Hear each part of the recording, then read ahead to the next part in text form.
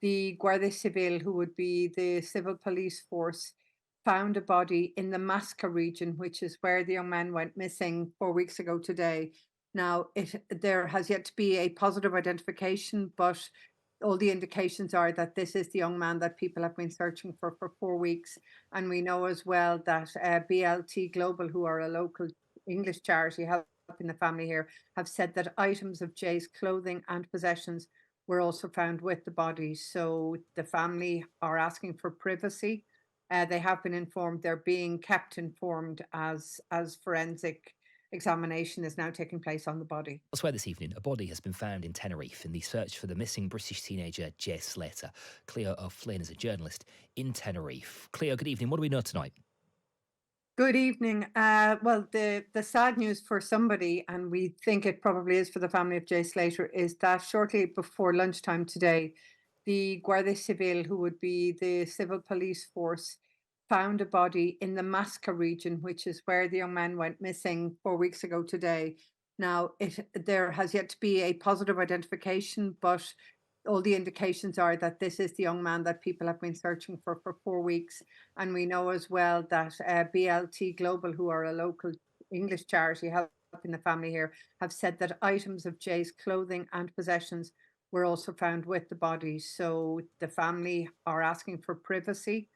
They have been informed, they're being kept informed as forensic examination is now taking place on the body.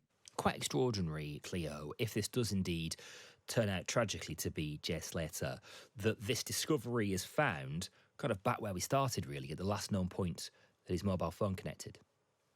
It is and it isn't. I mean, when people look back over this, I think people, those of us who know Tenerife, who've lived here for many years, felt early on that if there had been an accident, it would have happened near the Masca village, because once you go off path there, once you go off the road, you're in kind of dangerous territory. Dangerous in terms of it's easy to slip, it's easy to fall. The Guardia Civil issued a video today of some of the search that they have been undertaking in the area.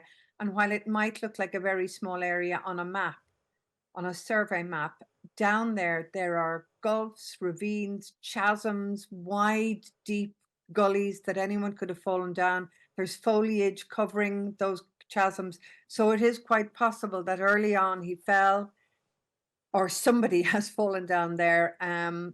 Again, we have no idea when he died, the person whose body has been discovered, but has been there for quite a while undiscovered. And the search went on nearby around him, but it wasn't that the search was not effective. It is just a very difficult part of the island to search. Right.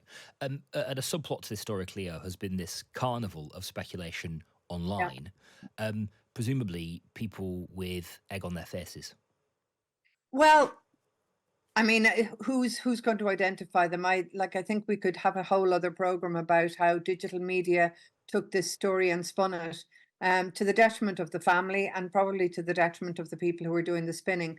No journalists that I have dealt with or have spoken to, or no authorities that I've spoken to over the 4 weeks had any truck, in a sense, with the conspiracy theories. The police here were very much focused on dealing with the facts and following the trail of evidence and the answers to questions that they had for the Can I, family. can I can I ask you on that then, Cleo? Because there are parallels to a high-profile case here in the United Kingdom, a case that I work closely on, which was the Nicola Bulley disappearance. I went and spoke to some of those people who were TikTok sleuthing and were kind of amateur detectives and contributing to that sort of true crime frenzy around the story. And it was very clear in that case that it massively influenced the police investigation, that they were almost derailed by it, to tell you the truth. A review later found that to be true as well. Your take, I guess, Cleo, is that the police in Tenerife haven't necessarily been influenced by that online speculation in the same way.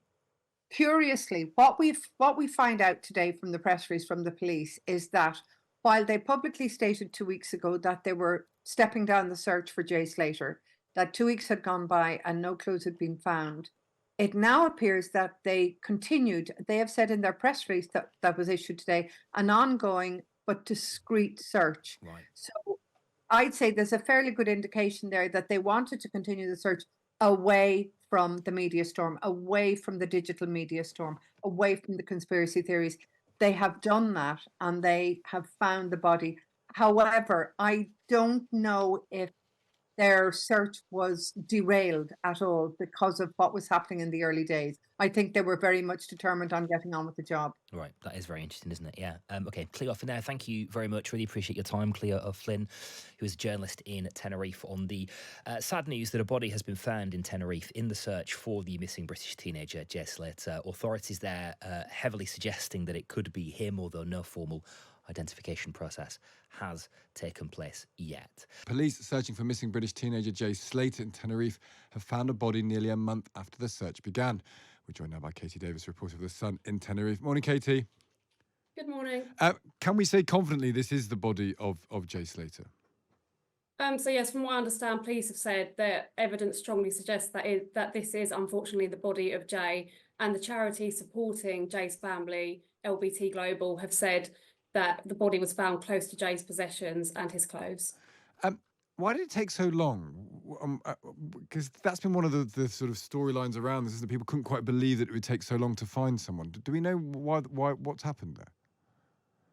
Yes, I think you're right. A lot of questions are being asked why it took so long, but I don't think people realise until you actually go to Masca and to that mountainous region just how vast it is. And there are so many sheer drops, so many crevices, little ravines, that sort of thing, that it probably would be quite hard to spot a body. But police did do a very extensive search to begin with drones and sniffer dogs and helicopters. So a lot of people will be questioning why it did take so long. Some people have not been following this story very much, other than it's just a very sad story about someone going missing and then found probably dead.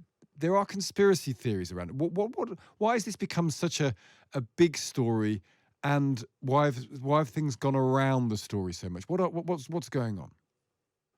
So yes, there was a lot of a mystery element to this story. People couldn't understand how Jay had gone missing completely without a trace. And after so many days and weeks, people started trying to fill in the gaps themselves. We had a lot of armchair detectives trying to come up with their own theories, peddling these online. And to be honest, I hope they hang their heads in shame now, peddling those awful conspiracy theories and hounding Jay's poor family. So they were basically saying he's not really missing. He's not in any danger. That's what people were saying to them.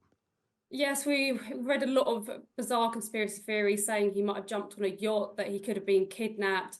There's been a lot of bizarre theories coming out of this, and social media's been absolutely rife with this. Is that a new thing? Not new, because social media's been around a while, but I wonder with any now major story like this, I wonder how much this becomes a sad feature of it, Katie. You know, as soon as something isn't quite clear immediately, there's a lot of space for people to impose their own theories. Yes, so I actually spoke to the sister of a man who went missing here in Tenerife 20 years ago, almost exactly at the same time as Jay.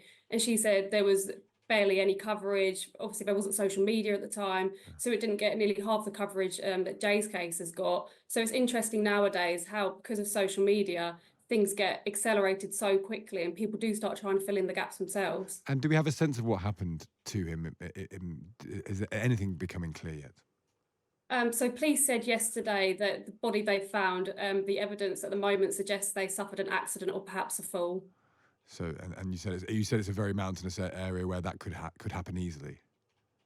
Yes, and the even the trails, so the paths people can walk along, they're so rocky, and I've walked along them, and even I've nearly slipped a few times because it's quite dangerous there. Yeah, and this may be a very tragic example of that. Katie, good to speak to you. Thank you for taking the time.